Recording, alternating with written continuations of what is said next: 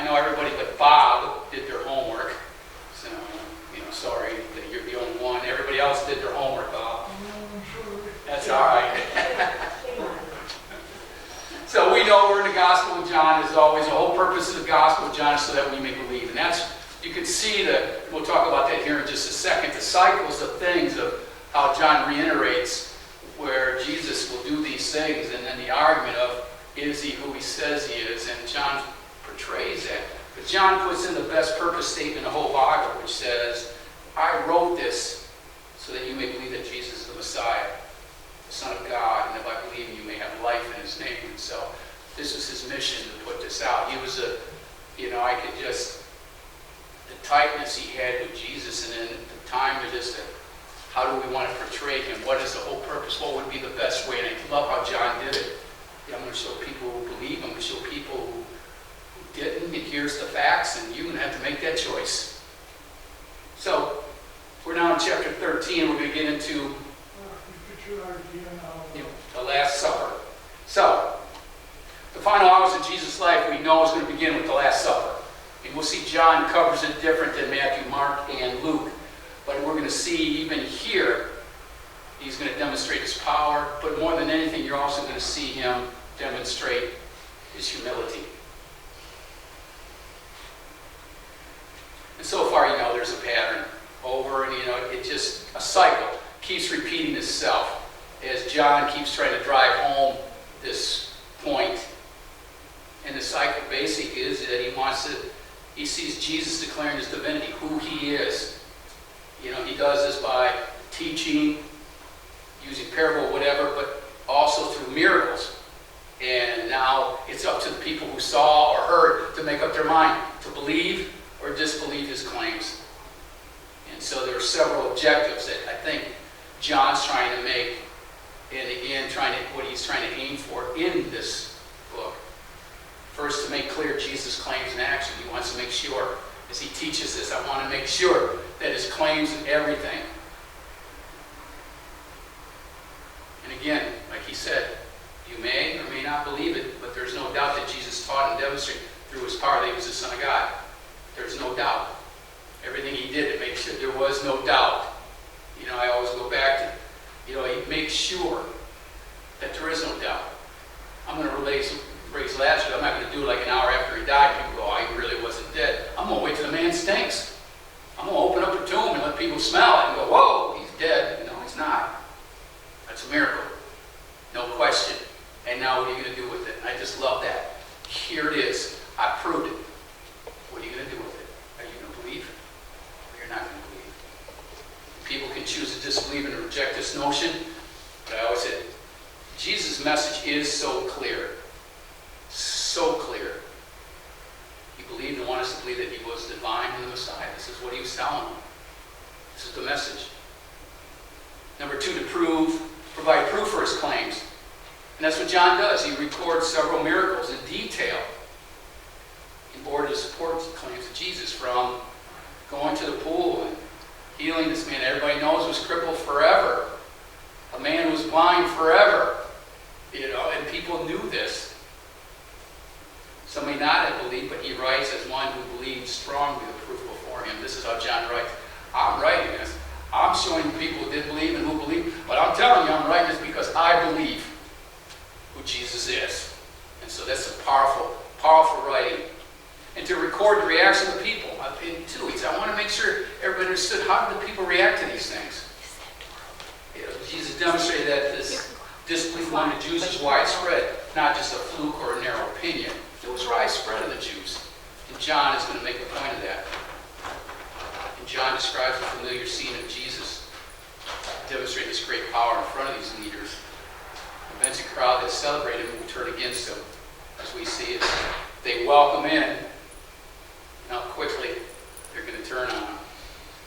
So this scene is repeated over and over and over again, just to reinforce the idea there's going to be some who believe, but a lot are going to disbelieve. And there's the line. There's the dividing line, the great divide between those who are going to be saved and those who are going to be lost.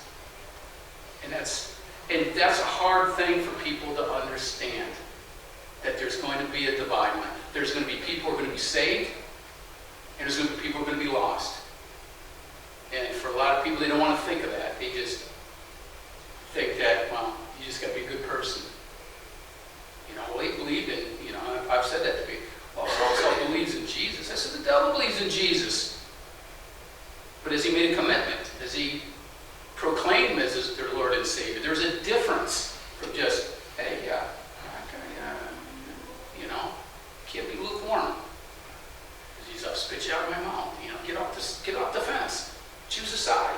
This is what John said. Choose a side. But you can't stand in that crevice. You say, well, I'm going to stand halfway. Well, you see what's going to happen. You stand halfway. This brings us to our last lesson where I compared, last time we talked about it, the various people, how people handled the resurrection, when Lazarus brought up and it made possible by God through Christ, and the different attitudes about it.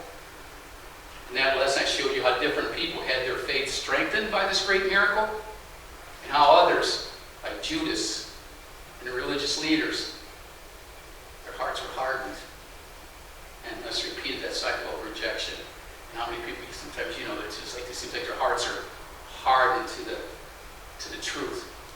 And sometimes it's difficult. It's like walking outside at high noon and say, man, the sun's up, and it's like some people don't want to buy like it is. No. And it's like the evidence that there it is. No. I don't want to go outside and look at it. I don't believe you. But how can you not believe? This is for John. How he just showed, here it is, here's the hard evidence. How can these people not believe? So in this chapter, John begins a narrative that will describe the final hours. Now we're in the final hours of Jesus here on earth. And how are people going to react to him? So the Passover. This is why they're in Jerusalem. Jesus came in, the triumphal entry. Jerusalem's packed with people because this is the holiday. It's Almanac during the pickerel tournament. Everybody just flocks in. This is Jerusalem, the Passover, their biggest holiday, their biggest celebration. So just a little background, as you might, if you do, you don't, that's fine. Each year the Jews celebrated the feast of the Passover. It was all about liberating them from bondage out of Egypt. The feast really focused on the final powerful sign that God used to free them. It's that last of the 10 plagues that really is the focus of Passover, where he sent an angel to destroy every firstborn in Egypt, human and animal. Now, if you don't know the 10, you remember how it all started. The water was turned into blood, and Pharaoh's heart was hardened, and the frogs, I don't know, can you imagine just pulling out your driveway and 1,000,000 frogs all over the place, lice and flies and sick cattle and boils and fire, hail, locusts, utter darkness, and then the last one, number 10, death of the firstborn. So, because of this angel of death, in order for it to pass over your house, hence the name, the Passover, he instructed you had to kill the lamb, you had to sprinkle the doorpost with his blood, and then cook and eat the animal while indoors that night. When the Egyptians woke to the death of all their firstborn the next day, even the Pharaoh's child, Pharaoh said, get out, go. The Lord commanded them to keep a remembrance of this time that you needed to have this special Passover meal each year. And there was a set order of the meal itself. I think we did one how many years ago? I think Paul Bush was here. That was pretty cool. Yeah, Paul Bush, we had a Passover meal, a Seder meal. That was pretty cool. And but it begins with the sacrifice of the lamb at the temple on behalf of a family group. You take your lamb and be sacrificed. Then the meat was then prepared along with unleavened bread, some bitter herbs, some wine for the meal. Each element had its own significance. You had the lamb, was the sacrifice offered in place of the firstborn. So it's firstborn everywhere sacrificed. This lamb, because you sacrificed the lamb and put the lamb's blood on your doorpost, it replaced that. And so now you have this sacrifice. So lamb is part of the meal. You had these bitter herbs. It was like a salad, and it just represented the harsh experience that they had. So one I didn't put on here is also, it was a kind of like an applesauce, like a thick applesauce, kind of a paste kind of thing's good. But it was to represent the mortar that you use to make the bricks, because that's what most of these slaves did for being a slave. You had the unleavened bread, because Moses said, you ain't got time to let that bread rise. We're getting out of Dodge. So there was no time for that. And then the wine, they said, was added later, but it came to represent. Wine always represents a new and abundant life. And for them, it was going to the promised land. So according to law, it's lasted 7 days. And the meal was prepared and eaten on the evening prior to the Passover day. This usually would be a Thursday. But I think sometimes it moves, if I'm not mistaken. So I don't think Passover is always on a Thursday now. Help me on that. I'm not sure. It might be, but maybe it's always on a Thursday or that, but it's based on a Jewish calendar. Yeah, it moves. So it might, it's not like. Occasionally on Thursday, that's why they calculated it out. So really the high day they're talking about was Saturday, Thursday. It was in that break 3 days. Yeah. Had to be 2 high days. Yeah. Back to back. During the week, the Jews would make sure that no yeast or fermented agent would be present in their homes. You couldn't have any yeast or any of these things in your home, because they said yeast was a symbol of decay. So it was eliminated during that time. And the bread was without yeast or leaven. The wine was mixed with water, as was the custom. And again, this is what they kind of did to celebrate.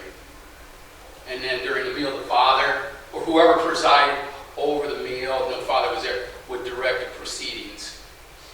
Which, I always would like, when we talk about Judaism, I always like to show Fiddler on the Roof, because there's so many things. You watch how, even for a Sabbath meal, and how the father would do the blessing and do these things and pass the food out. This is the same thing here. He would eat first, this would follow. He'd offer a blessing. They shared the wine when everything was finished, and then they would sing this hail or whatever it was. It was just a song they would sing.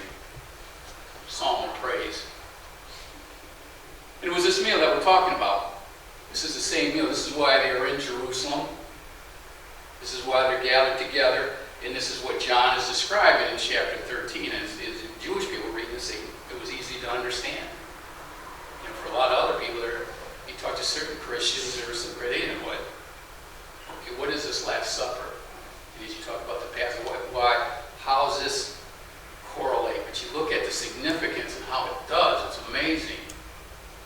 The firstborn being, you're honoring that sacrifice, which Jesus is going to be. This, the celebration of a sacrifice that has to be done. And so here's Jesus coming and really saying this is really the last time you need to have a celebration of this kind of a Passover. Because now, as he'll tell them, there's going to be a new celebration, and do it whenever you really meet together, which is communion. Do this every time. Here's my body going to be broken for you. Here is my blood, which is going to be spilled. You do this in remembrance of me. So we see how this all fits in together. So Jesus on Passover. Again, he really doesn't get in details. This has already been done. Really want to get in details. I like how John takes a whole different angle again. It's not like you can read Mark or Luke and some of the things, even 1 Corinthians that most people quote from 1 Corinthians usually when they give a communication. John does provide, though, a lot more detail, different detail of what Jesus said that night that the others do not include. There's a lot of prayers, long prayers, you'll see we'll get into, that Jesus was making that night. And so this whole evening in the upper room will go from chapter 13, which we are now, and we'll eventually end in chapter 17. So we'll see the prayers and the different things that was going on. Like I said, most of it's a long prayer and also some teaching. Some things that he wanted to make sure these boys knew. This is it. We're getting down to it. I just want to make sure you understand it before I go. You need to remember these things. begins his prayer, however, he'll do two important things. Before he prays for him, prays for what's going to happen. He's going to be example of two very important lessons. The first lesson, he washes their feet. So let's read verse 1 through 5. Now before the feast of the Passover, Jesus, knowing that his hour had come, that he would depart out of this world to the Father, having loved his own who were in the world, he loved them to the end. During supper, the devil having already put into the heart of Judas Iscariot, the son of Simon, to betray him. So he knows this. Jesus, knowing that the Father had given all things into his hands, and that he had come forth from God and was going back to God, got up from the supper, and laid aside his garments, taking a towel, he girded himself, and then he poured water into the basin and began to wash the disciples' feet, and to wipe them with the towel with which he was girded. So, Jesus knows exactly who he is, and why he was sent. Jesus knew that the time was there. This is it, fellas. The hour has come. I got to do this. And again, and what kind of man is Father? Man, he was fully aware who each one of these men were and what they were going to do. Even Judas. Knowing, accepting all this, he still accepted them and what was sent to do on their behalf. This is why I'm here. So even knowing that one of them was going to betray him. We know Judas. He knew Judas was going to betray him. He loved them nonetheless. As he was washing their feet, he didn't say, Judas ain't, no. Why don't you go do what you got to do now before I do this? He still does it. In those days, the host wouldn't do this. What Jesus is going to do. That wasn't a job of when you walked into somebody's house, you figured the roads were dusty and they didn't have tables like we had. Tables were low and you reclined at these tables, so if you had smelly, dirty feet, you didn't want them in your face as you ate. And so usually there was a bowl, a towel in the air, and it was, again, to wash the guest's feet. But this was usually a task by a slave or the youngest boy of the household would do this, not the host. Since they borrowed the upper room, and since it was a private meal, nobody was given that. I can't even see them even thinking about that.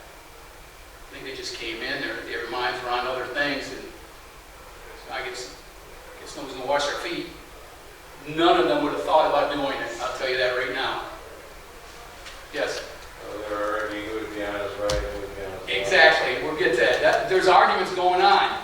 It has nothing to do, I want to wash everybody's feet. No, I'm going to. No. I should be able to sit to the right of Jesus, or I'm going to sit to the left of Jesus. I mean, they want this pecking order and more important. And so this very important detail was left out, and none of them were thinking about it. So imagine, in your imagination, apostles coming in with their dusty, stinky, dirty feet. No one's greeting them or serving that meat. So they walk it in, talking, and hey, we're all together, we're going to do this Passover feast together, how cool is this? And like Howard said, there's a little bickering, I want to get in the room first, because I want to sit next to Jesus.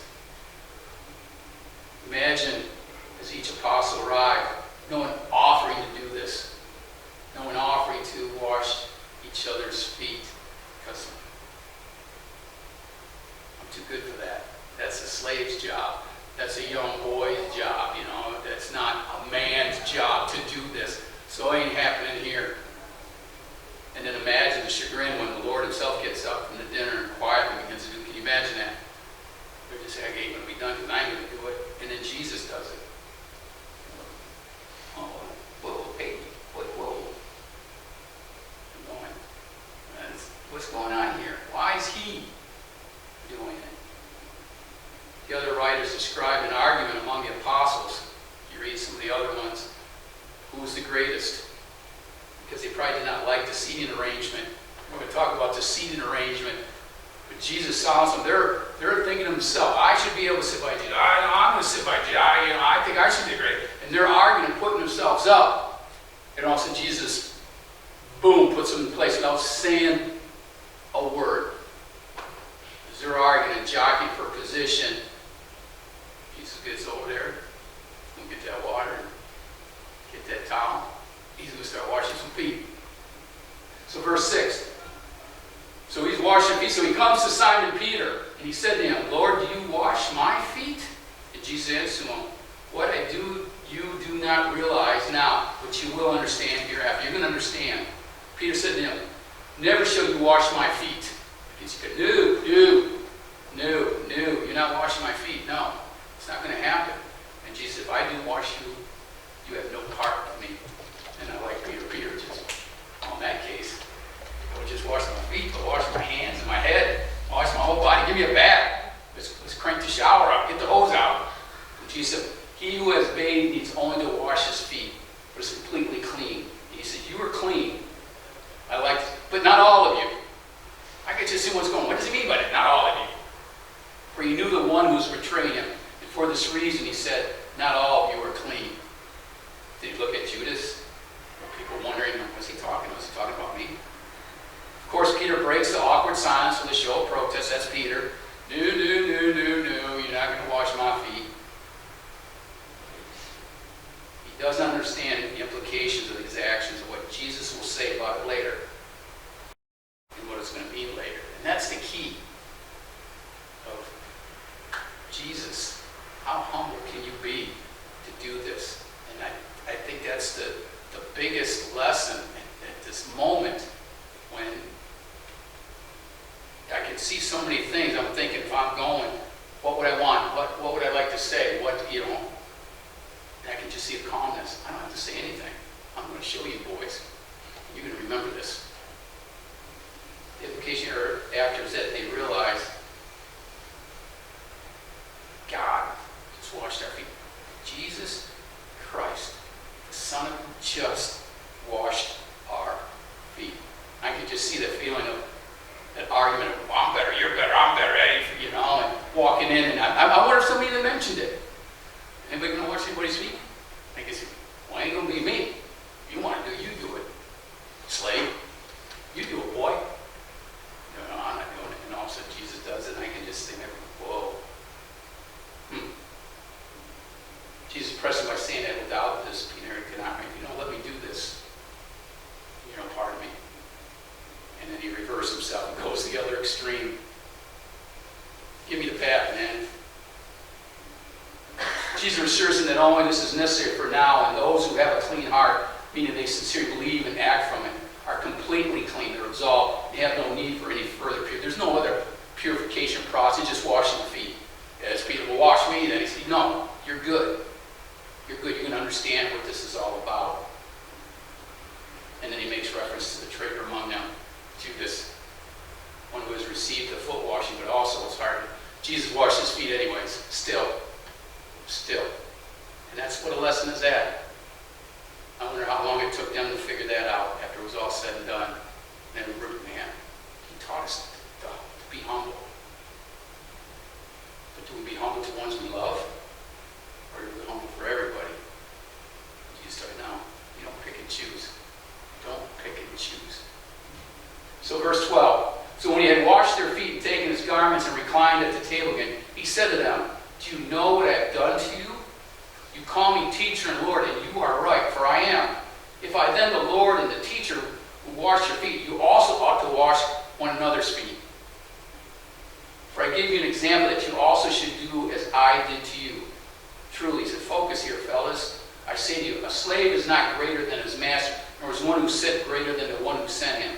If you know these things, you are blessed if you do them. Be careful, don't. Oh, I'm so much better. I got this position, or I'm this. Therefore, I have the right to look down on people. Don't. Later, they'll feel the impact of this gesture that God humbled himself before them. And think at the end, wow. I wonder if that's one of those things that just resonated so heavy on their minds. This is what he did. And they watched what happened. They saw him crucified. Going, wow. And in their minds still, they're not capturing that yet. They're not getting, even though how many times Jesus told them, I'm going to Jerusalem. This is what's going to happen. Well, he must be speaking in some kind kind of parable or something, because hey, that don't make no sense. It ain't going to happen. We're talking about Jesus. We're coming into Jerusalem. How many times a day we saw just in John alone when they were going to stone him or do these things, and Jesus walks in the midst of them. And no way this man is going to be taken and get. There is no way. It can't happen. It just can't. It won't. For now, use the foot wash as an example. Attitude. This is the attitude you need to have towards each other. If the master can wash your feet, don't you think you can do it for each other? And we're going to start that Sunday. We're going to be washing each other's feet. So, yes? Being part of the Judean congregation, that's what it was done. Yeah. Pretty wild. Well, today we have doormats. Shoes, socks. We're not laying with people's feet, Hope you wash before you come, No real need to humble yourself before one others. But we have to still humble ourselves. We still have to do that in other ways. So we don't have division. Usually one of the biggest division or some problems is pride. You just try to eliminate that. You guys are all talking about who gets to sit next to you, who's not. That's prideful. Who's better? That's prideful. Took the Son of God to wash your feet to have you figure this one out. Verse 18. I do not speak of all of you. I know the ones I have chosen, but is that the scripture may be fulfilled? He who eats my bread has lifted up his heel against me. From now on, I'm telling you before it comes to pass, so that when it does occur, he's hitting stuff that's going to happen. This is what's going to happen. And I'm telling you these things, so when it does, you know who I am. I love that. I'm predicting the future. You're going to see it happen. You're going to remember I said that. Because, man, focus, fellas. I say to you, he who receives whomever I send receives me, and who receives me receives him who sent me. You're going to figure this out. So Jesus reveals that not only did he be betrayed, but the betrayal was prophesied long ago. I'm fulfilling the scripture. Psalm says, even my close friend, someone I trusted, who shared my bread, has turned against me. Prophecy. Another of the many he fulfills. In addition to this, he tells them that this will be another indicator. This is my divine nature. You did watch the miracles I've done. The blind and the lepers and the cripples and feeding all kinds of people. Raising just not one, but a couple people from the dead. You've seen it. And now I'm going to just tell you, I know what's going to happen in the future. At this point, the Lord does the second most important thing for his apostles. He really tells them who the traitor is. And they don't get it. That's the other thing. They don't get it. Till now, the apostles have not grasped what Jesus had been saying to them. I don't know if I would have. It would be just too bizarre. You think about it. He's telling me these things and what he's got to do, and I'm going, how can that happen? Like I said, how would they keep? Man, nobody can touch you. Nobody. We've watched the things you can do. We know that if the soldiers try to arrest you, you can just drop them all dead. What are you trying to tell us? And we see the Lord not only make it plain to the apostle, but also reveals to Judas that he knows what he's planning to do. So verse 21. When Jesus said this, he became troubled in his spirit and testified and said, truly, truly, I say to you, that the one of you will betray me. And the disciples began looking at one another at a loss to know which one he was speaking. What's going on in their minds? When are you going to betray me? And they're all going, is it me? Am I going to? And where's their hearts? What's going on that you thought it might be you that's doing it? There was reclining on Jesus' bosom one of his disciples, Jesus, John. So Simon Peter adjusted him and said to him, tell us, who is of whom he is speaking? Who are you talking about? There's Peter up here. Everybody's going, what about Peter? Who's he talking about? He, leaning back thus on Jesus' bosom, said to him, this is John, saying, Lord, who is it? Yes? Funny gesture if they're in a horseshoe, because Peter's action would have just pummeled, Judas. So obviously he told them, they didn't get it. Of course they didn't get it. Because you'll see down the line, Judas will just walk out. Yep. Based off of, because they do a couple things on the night. And he kind of shows them. And still, because he said, Lord, who is it? Well, they would have broke out in the fight. Oh, you think so? Can you imagine? I can't imagine. Say, but you say, that's Judas. Judas would never got out of the room. But he said, Jesus said, that is the one of whom I shall dip the morsel and give it to him. And so when he dipped the morsel, he took and gave it to Judas, the son of Simon Iscariot. After the morsel, Satan then entered into him. And Jesus looked at him and says, what you do quickly. You'd think, okay, that's him. But I don't think they got it. I think he didn't. Judas being the treasure, Judas doing these things. He was just going off and doing something. Now, no one of those who planned him knew for what purpose he had said this to him. What do you mean? Is he supposed to get something else? Is he supposed to go somewhere? The question. For some were supposing, because Judas had the money box, that Jesus was saying to him, buy the things we need for the feast, or that he should give something to the poor. They knew Judas held the money. So as he sent him to go do something, so after receiving the morsel, he went out immediately. It was night. I like that darkness. Do those things at night. Here's the scene. Imagine this. 13 men, all reclining around the table. The host or the dinner sat at the head of the table so he could protect and serve the honored guests or preside over. This is what Jesus is doing. The honored guests would assign seats around the table, usually in order of status. That's how you do it. If you had these tables, you got to just host a party, and then it would be kind of in order. And some people felt, well, this would have to be the order of how it was done, because that's what they were complaining about before it all happened. Who's going to sit where? It seemed that John and Peter were the ones that, they organized the dinner. It seemed that they should be the ones that sit, we organized it, we got it together, we did this, we got it planned, we had to go do this, I made sure they got this. Why would we be sitting at bookends with Jesus in the middle? And so this is how they felt. First, John, as the host, is the first seat with Jesus to his left as the guest of honor. Followed, of course, by Peter, who seems to be the leader of the 11, doing the best that they could. And Judas, over here. But did they know that he was really a thief or untrustworthy? Somebody, they knew. No, I don't think they did. Or they might, that's just Judas. I don't know. Was Judas always had the money? Was Judas, I'm going to go help the poor, and we got $100, I'm going to make sure that poor gets at least $50 of that. I'm going to keep the other 50. I don't know. I just don't.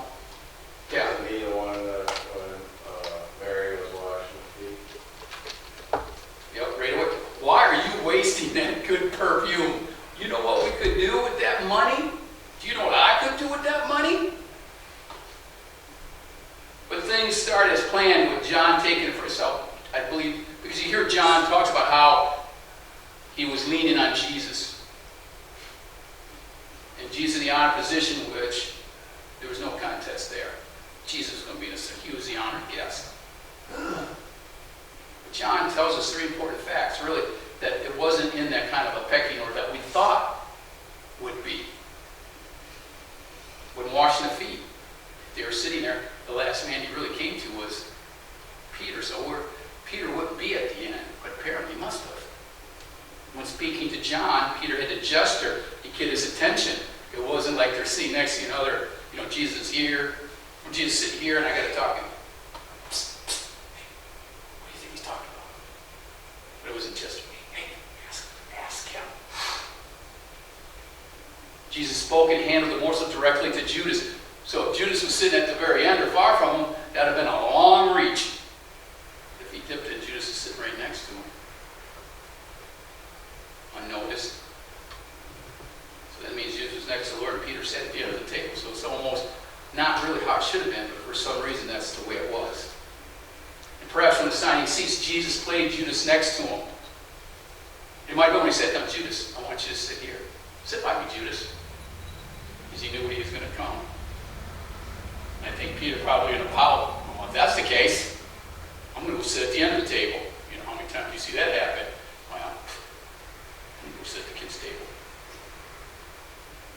This certainly explains his behavior. When Jesus came in with the water, "Hey, you know, you ain't going to wash." "No, I don't want you to wash my feet." If I was sitting next to you, maybe. But now you put me at the end of the table. I don't know. In any case, Jesus forces his hand, Judas' hand, without any of us knowing what had taken place. I don't think he even had a clue. No, there goes Judas leaving again. There's go Judas, go making a deal. Judas got to go organize them. Judas is always on the run. The idea that Satan entered to him is not to suggest that Judas was demon-possessed and not responsible. And that's the thing, you hear Satan enter into him. That didn't mean all of a sudden he was possessed by Satan and he didn't know any better. Where, hey, Judas had no, I'm sorry, Judas is a good guy. It's just Satan, as Flip Wilson used to say, the devil made me do it. I think this indicates more that he gave into temptation. He allowed Satan to enter and gave into temptation. He all of a sudden did now take Christ and the influence of Christ had been on him, but now he's going to give over to sin and make that commitment. Therefore, Satan was not controlling him. There's money to be made here. I'm going to go make me some cash.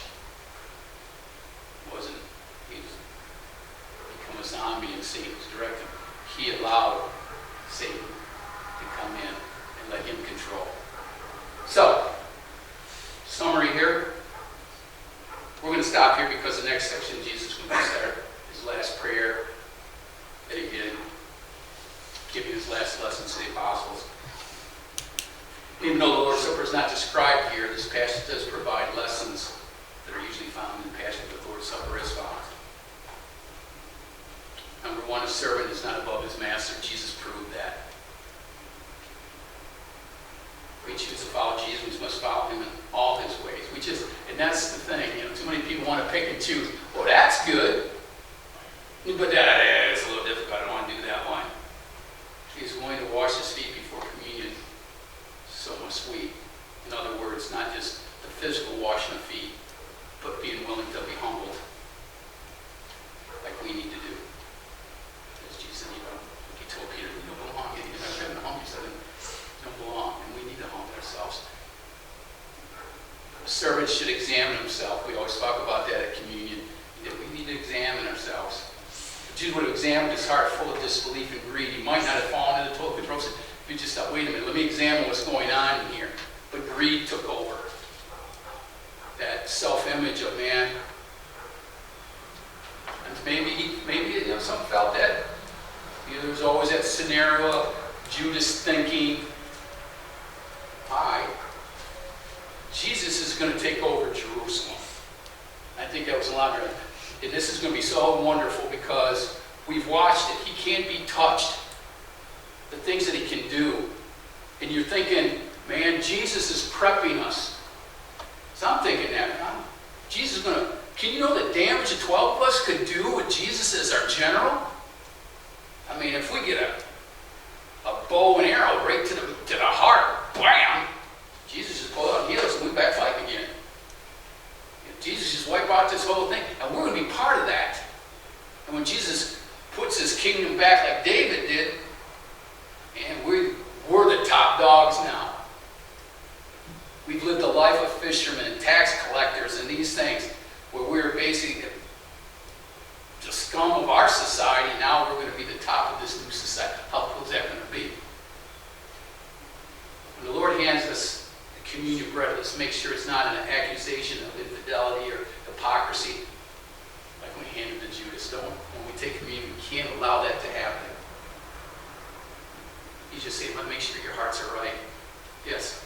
It's the same thing that broke out like Paul had to, when he reads,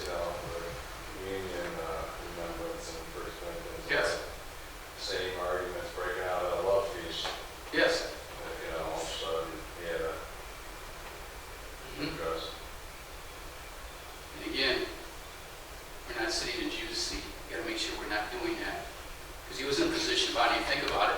He was sitting next to Jesus, and Jesus knew his heart.